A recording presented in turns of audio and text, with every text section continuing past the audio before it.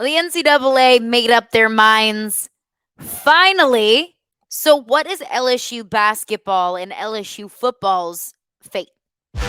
You are Locked On LSU, your daily podcast on the LSU Tigers. Part of the Locked On Podcast Network. Your team every day.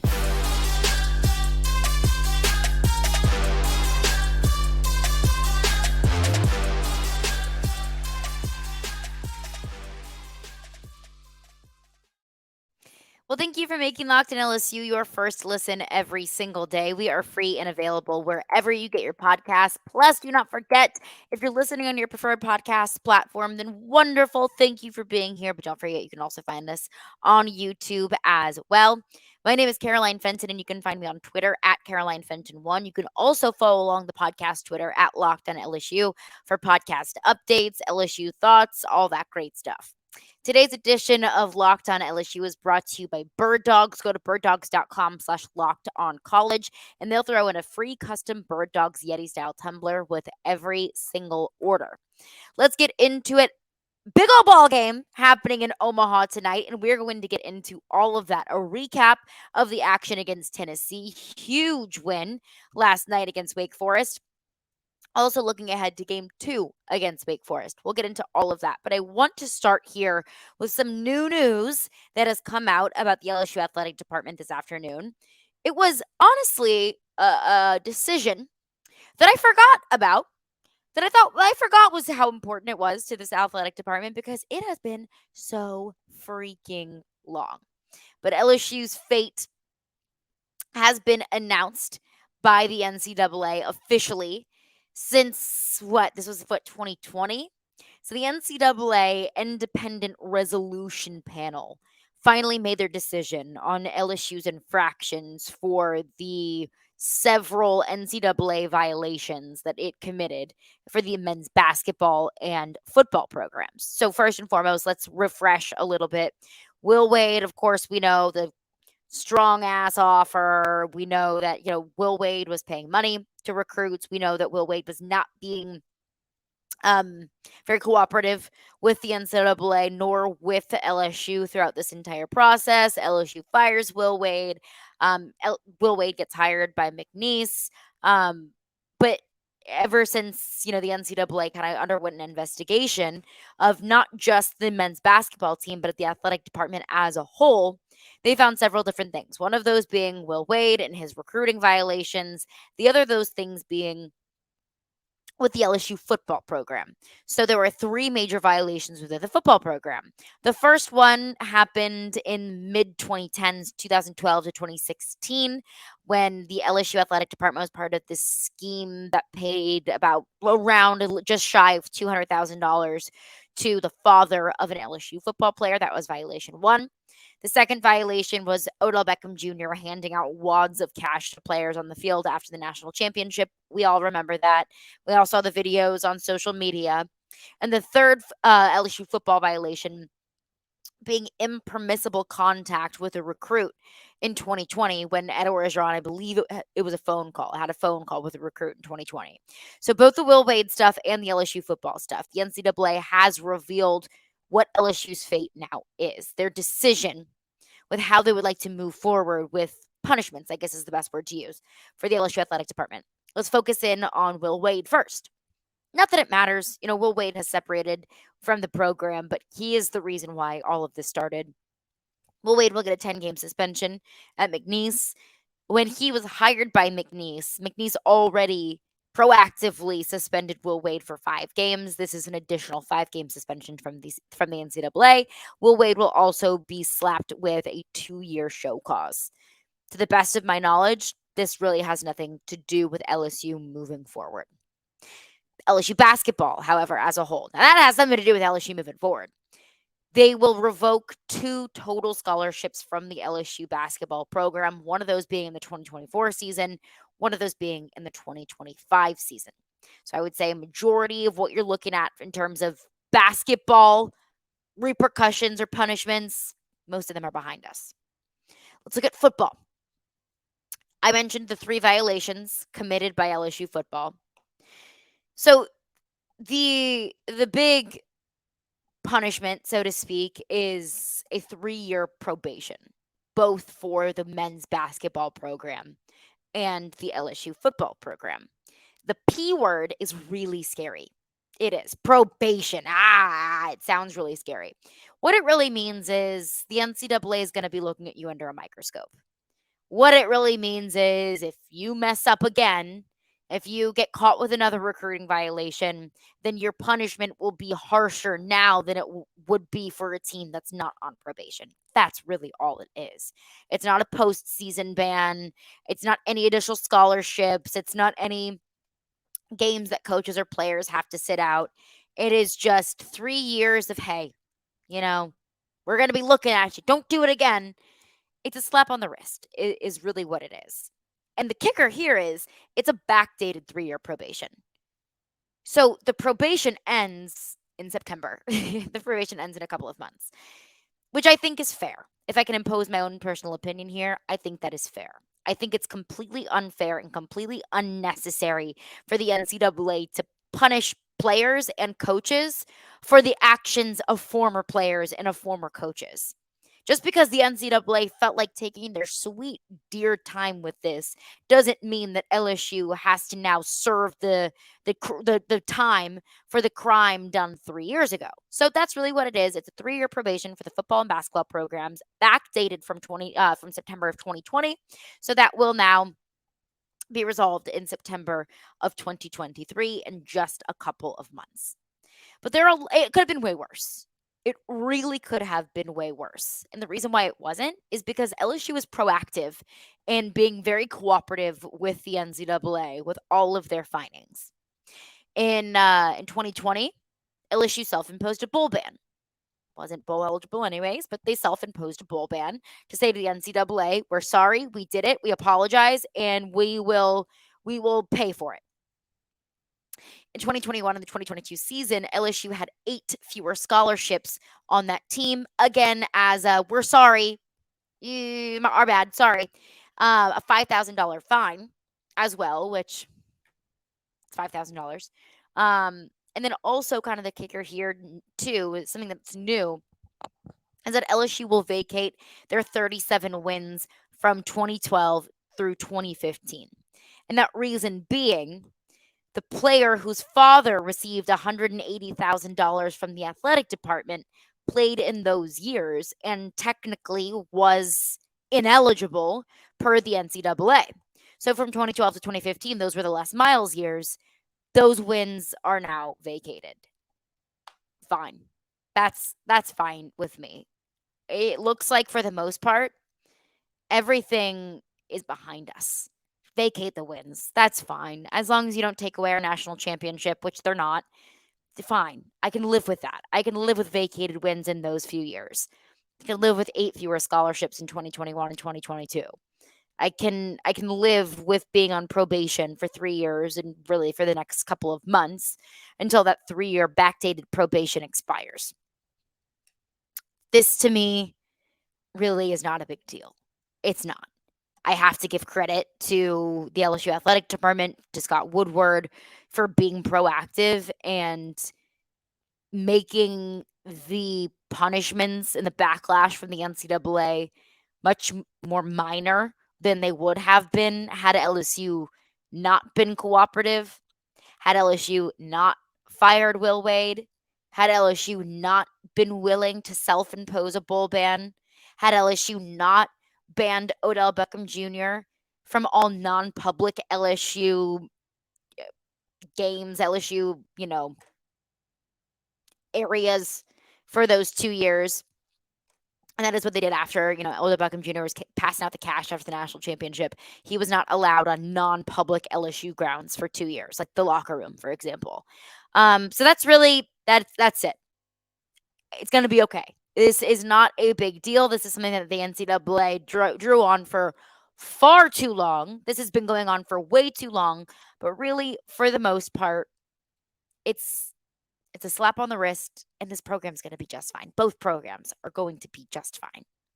But coming up next, big old ball game tonight and a couple of big old ball game wins over the last couple of nights. We'll break down all of the action, what I loved to see over the last couple of nights against Tennessee and Wake Forest and Omaha. We'll get into that coming up next. But before we do that, I want to tell you about bird dogs because there's nothing that can make you feel just as good as you look. But bird dogs can. They're a stretch khaki short designed to fit slimmer through the thigh and leg, giving you a nice, truly sculpted, snatched look in your lower regions. And bird dog shorts do the exact same thing as say like maybe like a Lululemon short, but they look better while doing it because they fit better than regular shorts. They're not made of that stiff restricting cotton, but they look just like a khaki or maybe those strict restricting cotton shorts that look nice but don't feel good. Bird dogs look just like those and you don't have to compromise comfort. They invented this cloud knit fabric that looks like khaki, but it stretches. You get a slimmer fit. You don't have to sacrifice movement when you sit down. You don't get that cutting off on your legs that shorts sometimes do when shorts ride up. Nope. Bird dogs figured out how to avoid that. They use an anti-stink sweat wicking fabric that'll keep you cool and dry all day long. So you can wear them out at the golf course. You can wear them working out. You can wear them while you're on the boat. But you're going to look good while doing it.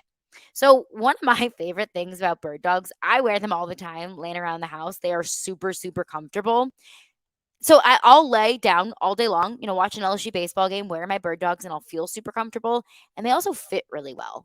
I think that's the best thing about bird dogs is they know that we're not all made equally. Not all bodies are made the same, but somehow they still fit really, really well. So fit good, feel good, look good, all of the above. What more could you ask for?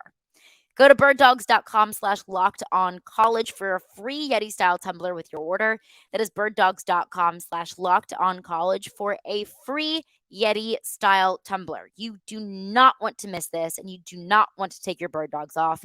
I promise you. Well, thanks again for making Locked On LSU your first listen every single day. Every day is coming up tomorrow on the podcast. We'll chat with Brian Smith, get some updates on LSU recruiting, plus, of course, a breakdown of all of the action in Omaha tonight. Plus, you don't want to miss Locked On NBA Draft live on Thursday night. That is tonight, people. Pick by pick analysis from our stable of local NBA hosts, national reaction from our NBA big board hosts, and a live check-in from inside the NBA Draft. Locked On NBA Draft starting at 7:30 p.m. Eastern, 6:30 p.m. in Baton Rouge on the Locked On NBA YouTube page. So you can watch that while you're watching the LSU game tonight. How about those Tigers?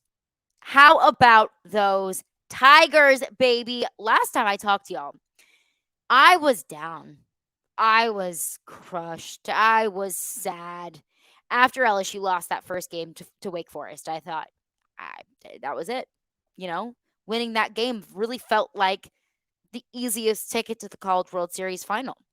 Just not sure if LSU has the pitching depth to be able to get them through the losers bracket. I had hope, for sure. With this lineup, you always have hope. I didn't feel good about it. And then we saw the performance that we saw from Nate Ackenhausen against Tennessee. And they looked damn good. And then we saw that performance that we saw last night against Wake Forest when the bats stepped up when they needed to. It was a bullpen game. Jay Johnson, I think, made very wise decisions to pull pitchers when he did. But the pitchers that went out there, they took care of business. Gavin Guidry continues to impress. I mean, dude is more intense than any other baseball player maybe I've ever seen in my whole entire life. But what we've seen the past couple of days have made me feel so much more confident about this team because they've done things that I didn't think really honestly they would be capable of doing. I usually say there's a checklist in Omaha, a winning in Omaha cheat sheet. And it's more so winning in Omaha in the losers bracket cheat sheet. How to get out of the losers bracket 101.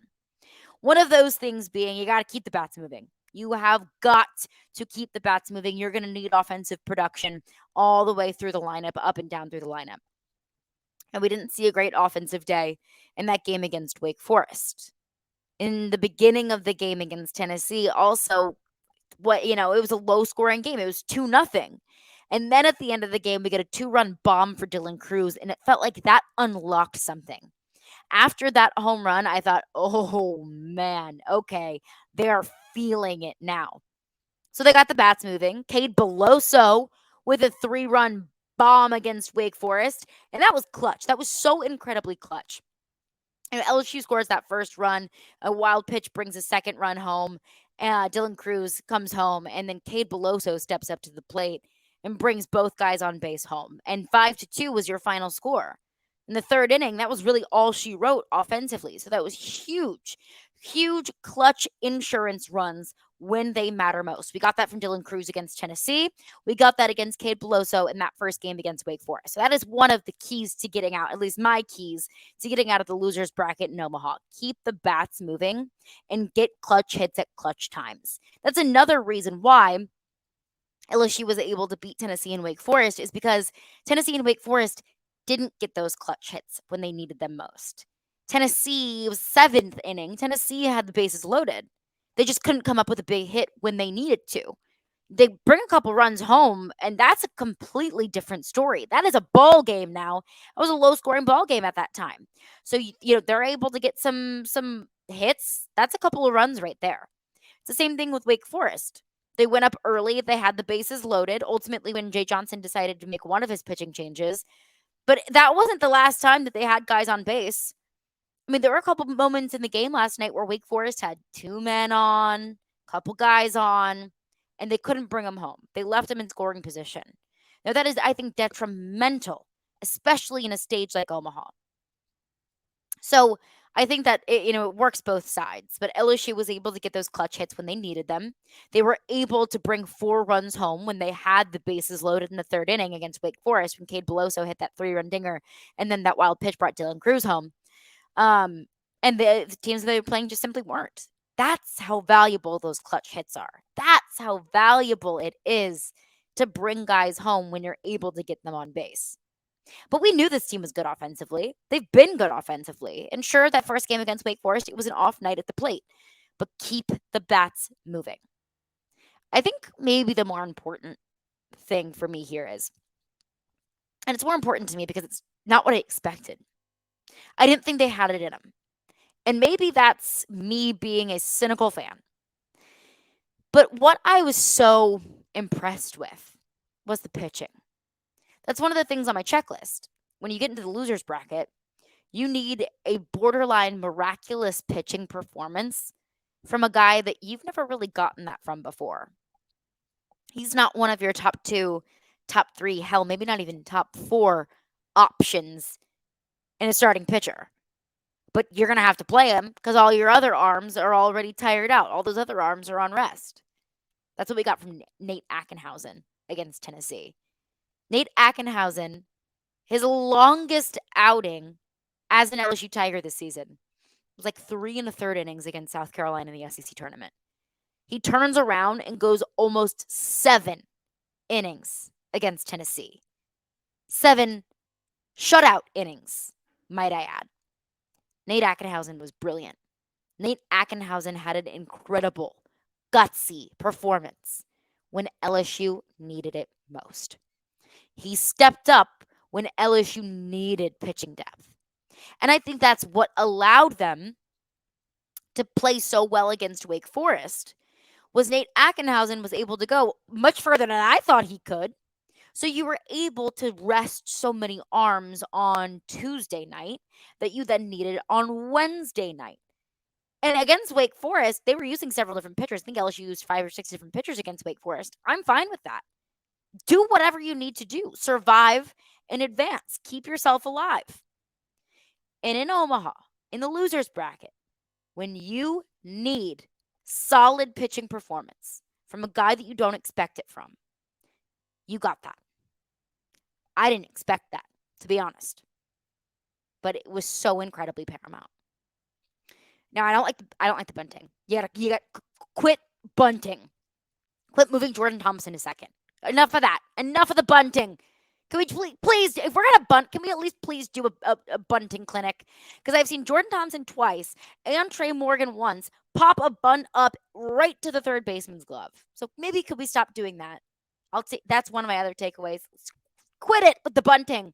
I don't know if I've ever seen this team bunt before they've gotten into Omaha. Absolutely crazy. Absolutely ridiculous. But coming up next, I want to get into the keys to victory against Wake Forest tonight. What I thought was impossible. Now they're only one win away from the College World Series final. And this game is the one that I feel most confident about. And you probably do too. You probably know exactly what I'm talking about. We'll get into that coming up next. Well, thanks again for making Locked On LSU your first listen every single day. We are free and available wherever you get your podcasts. Big old ball game in Omaha tonight against Wake Forest. Let's not forget, on what night was that? Monday night. Wake Forest player went up to the podium, said, I just don't think there's anyone in the country that can beat us. I think it's impossible. You about to find out. You found out last night, and you might just find out again tonight. Because it has been confirmed officially by Bill Franquez, LSU Baseball SID, that Paul Skeens is on the mound tonight. And anytime Paul Skeens is on the mound, I have another level of confidence.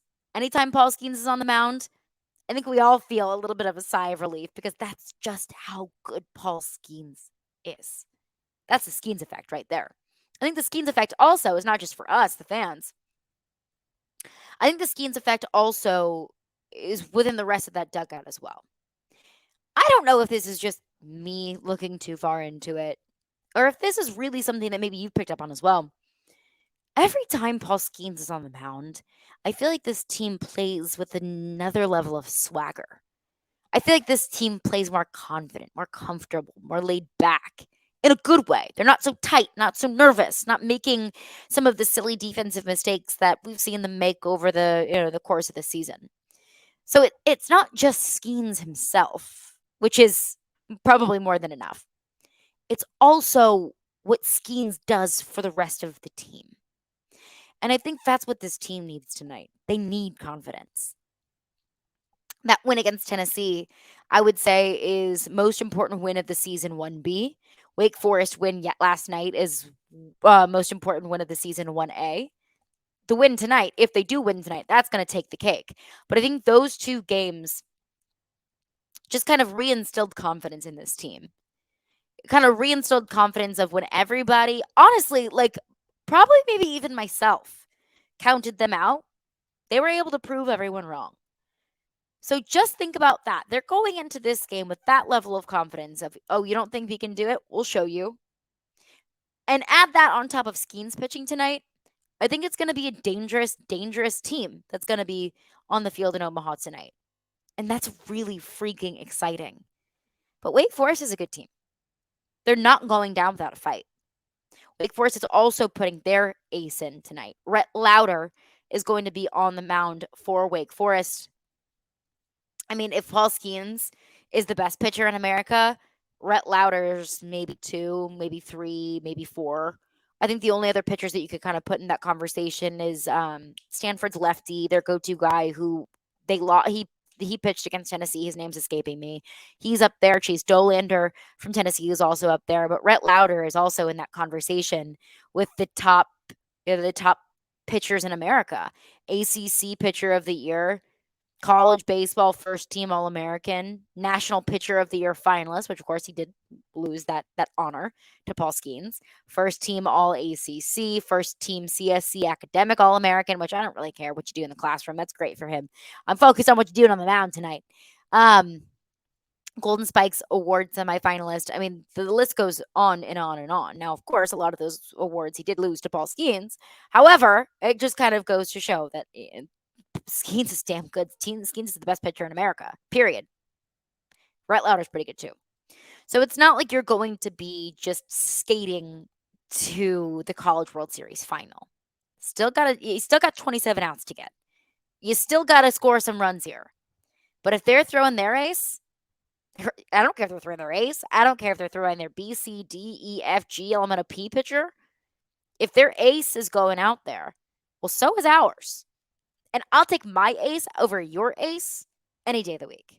I'll take my ace over anyone else's ace any day of the week. I've heard the decision to pitch Skeens tonight be criticized a good bit. Because if you pitch Skeens tonight, then you don't have Skeens against Florida in the College World Series final. And to that, I say, you don't play Florida in the College World Series final without a win tonight. I've said it before, I'll say it again. There's no such thing as saving arms in Omaha. There's no such thing as saving Paul Skeens for Florida because Florida's not guaranteed. You don't want to mess around and you don't want to get cute. You pitch your ace. You win this game tonight. You play Skeens and you win this game tonight and you move on to the College World Series final. We'll worry about Florida. We'll worry about the final once you win this game. Go out and win this game first. Full breakdown of the game coming up tomorrow. It's getting closer, and I'm getting more and more nervous as time goes on, but I'm pumped. I'm excited. This team is playing the best baseball that it's played all year at the perfect time, and I'm so freaking pumped for it. Enjoy the game tonight. Be safe. Have fun. If you're in Omaha, have a Jello shot for me. Enjoy the game. We will chat tomorrow. Full breakdown of the action in Omaha on tomorrow's episode of Locked On LSU.